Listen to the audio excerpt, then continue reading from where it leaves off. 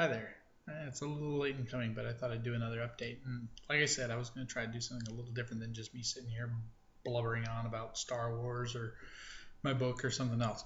I'm going to try something a little different for me, anyways. I'm sure other people have tried it, but what I'm going to do is I'm going to just read through the first chapter of my first book, Apocalypse Rising. It takes place about a year before the newest book in terms of the timeline. So it'll give you a little clue as to some of the characters and what's going on. And it might give you an idea of what my style's like.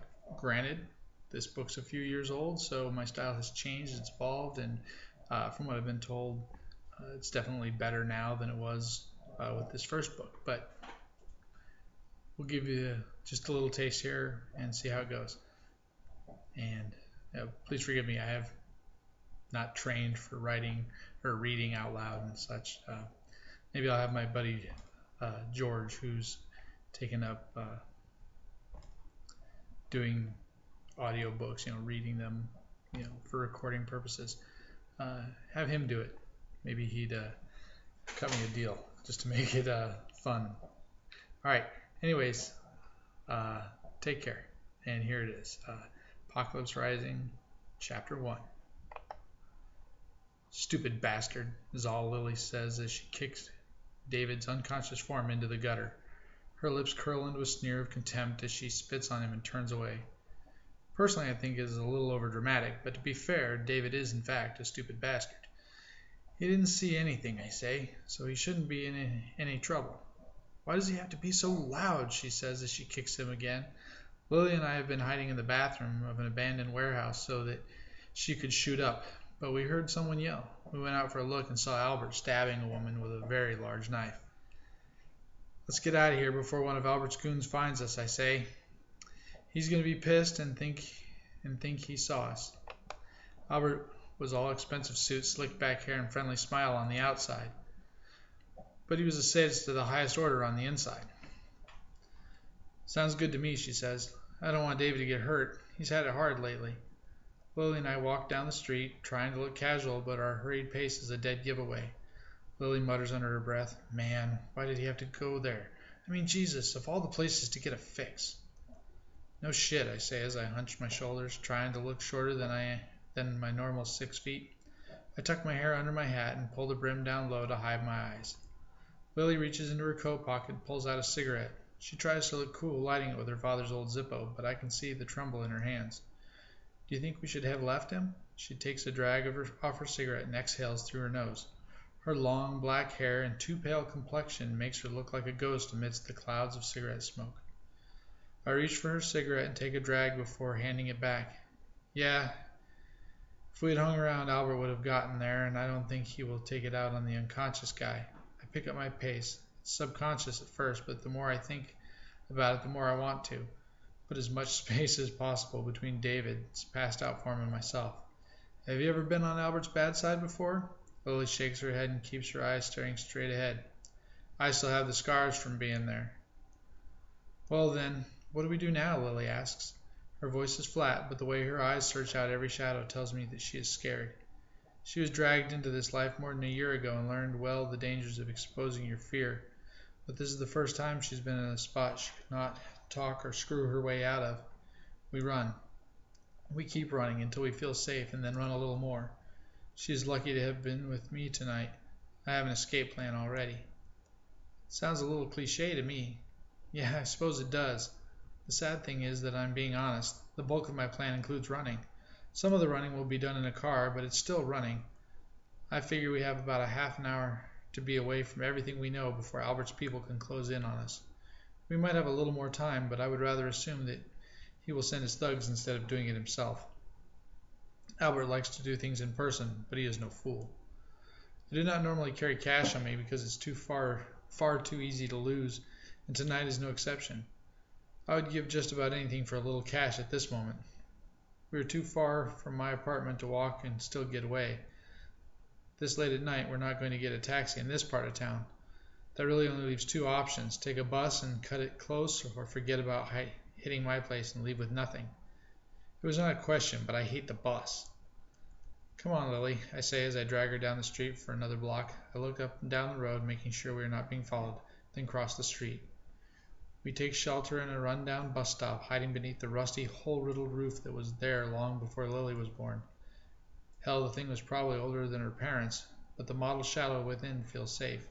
The dark gloom inside is more comforting than the unforgiving streetlights outside.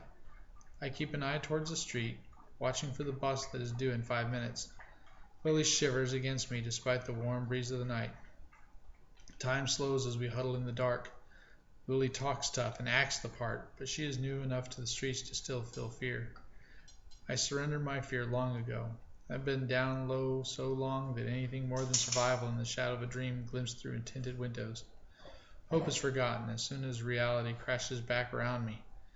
I do not give us much of a chance for success tonight, but I have to try. If nothing else, I want to find a way to get her out of this sewer and give her a real life. The bus heralds its arrival with the screech of overused brakes. We hurry into the bus, showing our bus passes and quickly moving to the back. Thankfully, the bus is nearly empty. The only other passengers are a drunk couple furiously making out, a homeless guy who smells of wet garbage and urine, and a prostitute. The amorous couple and the homeless guy are the regular window dressing for a 2 a.m. bus trip, but I know the hooker. She lives in my building and works for one of Albert's associates. We're leaving a trail already. The 20 minutes it takes to get to my apartment drags on for an eternity. The hooker, Charlene is her name, I think, never looks back at us, but I keep my eye on her just the same. I hope that she does not notice us, but I know that she has been on the street too long to not to have. In the movie, street people claim to see nothing, but the reality is that they notice everything. Survival depends on not being caught unaware, so you learn to take a note of every little detail, no matter how insignificant they seem. The bus jerks to a stop, a block from my apartment. I stand and drag Lily after me. We pass Charlene as she stands up. Subtlety is out of the question. Speed is all important, and I know the clock is working against us. Come on, we're running out of time, I whisper roughly to Lily as we leave the bus. She struggles to keep up. Her high heels make it hard for her to walk on the crooked, broken sidewalk of my neighborhood. I know, she says as she follows me. She is scared, and I'm sure I am not helping her either. I'm sorry, but we've only got about 10 minutes before somebody checks my place for us, and I'd really like to be gone before they get here. The door to my apartment building comes into sight, and I feel a wave of relief come over me, but it quickly crashes down about me as a long gray sedan rounds the corner up ahead. It should be too soon, but my gut tells me it's no random occurrence. I turn down the alley on my right, pulling Lily after me. We're too screwed too quickly. What the hell? Shut up! They're already here, I whisper as I clamp my hand over her mouth. Damn it, I thought we had more time. I look around, hoping to find something that might help out, but sometimes an alley is just an alley and is filled with nothing but other people's refuse. I pull my hand from Lily's mouth. Get on my back. We need to get out of here. I turn around and she climbs on board. Thank God she's small, I think to myself as we jog into the darkness away from my escape plan.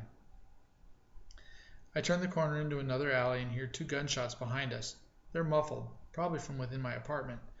Whoever gone to find me had not been to my room before. They would have not shot the full-length mirror that hung on the wall opposite of my door. More than one visitor has been startled by seeing themselves upon entering. It does not surprise me that some thug would squeeze off a couple of rounds after breaking down my door. It will not take long to figure out I'm not there. They'll start asking the neighbors, and Charlene will tell them we were on the bus. I'd like to say that I have a backup plan, but my escape plan is my backup plan. I need some time to figure out what to do next. It takes time to stop, and I know they are too close, and stopping means dying. My mind races for somewhere to go, some place that Albert will not think of. I've been a local fixture for too long. Albert knows where to find me and probably knows where to find Lily too. The only place we can go is know where we have been. Downtown is the only place I can think of where we will not be found right away. But downtown is pretty far for us to walk, and we have no other means of getting there. I could steal a car, but I do not want the police involved. Albert owns most of the local cops and most of the downtown ones as well. You do not get to be a big-time player like him if you do not have the law on your side. It is times like this when I wish I could call for help.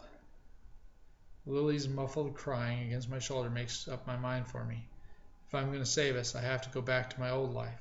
It has been a long time since I left, but some lessons learned long ago become more instinct than memory. I know I'm not as good as I once was, but the real question is whether I'm good enough for right now. I have a few tricks up my sleeve, but we have to get downtown to stand a chance. I say a little prayer as I run through the alley and take it as a good sign that my prayers are answered as we leave the alley. Sitting there on the little side street is a taxi with its available light lit. It's against all odds, but that is the beautiful thing about prayer. I walk over to the passenger side and knock on the window. Jesus! The cabbie would have jumped out of his chair if not for the seatbelt strapped across his lap. No, Justin, but I appreciate the compliment. Now can we get a ride? You got money? He asked. No, but wouldn't you like to do something nice today and take us to downtown? I am straining, trying to eke out as much goodwill and good fortune as I can. It has been a long time since I have tried to bring forth the power, and I have to throw all of my concentration behind it to get the trickle I am starting to feel. Ha! You're a funny guy, you know that? Ha! The man in the cab pulls out a cigarette and lights up. He looks me over his thick fingers as he delicately holds the cigarette to his lips. What's wrong with the girl? She had a bit too much to drink, and I need to get her home. I keep my eyes locked on his while I feed the flow. I push at his heart and soul, trying to get him to let me in, but I am too weak, too out of practice. You two don't look old enough to be drinking, he says, after taking a long drag. His smoke-stained fingers grip the filter tightly. In fact, you don't look like you've been drinking at all, he eyes me suspiciously. I wasn't. I was just along for the ride. Before I knew it, she was falling all over the place, and I thought I had better get her out of there. Suddenly I can feel it, the crack I'm looking for. I push my will into the crack, feeding as much positive energy into it as I can muster. There is a change in the cab driver. It is almost imperceptible, not much more than a twinkle in the man's eye, but it's there. Look, kid, I can't take you all the way downtown, at least not for free, but I can take you about halfway, okay? Bless you. Carl. Bless you, Carl. I open the door, put Lily in, and climb in beside her. All right, let's get going, Carl says as he turns the car on and quietly drives off. I feel something pull at my consciousness, so I look over my shoulder in time to see 3 men walk out of the alley. It may be my imagination or the exhaustion from reaching out to Carl, but I see a glint of red through the darkness. It is the light of Carl's eyes in reverse, only it comes from the men behind us. What have I gotten myself into? Cool. All right, that's it. I mean, that was the first chapter. I hope you liked it. I hope it makes you feel like maybe you'd like to hear the rest or even read the book, which would be awesome. If you can, share the video. I've got my Kickstarter going. It's got 2 weeks left. I'll have the link here with the video. But we're almost to goal. You know, it's $140 left. So please donate, or at the very least share. Maybe someone else will be interested and give us a share. Anyways, thank you. Have a great day, and I'll talk to you later.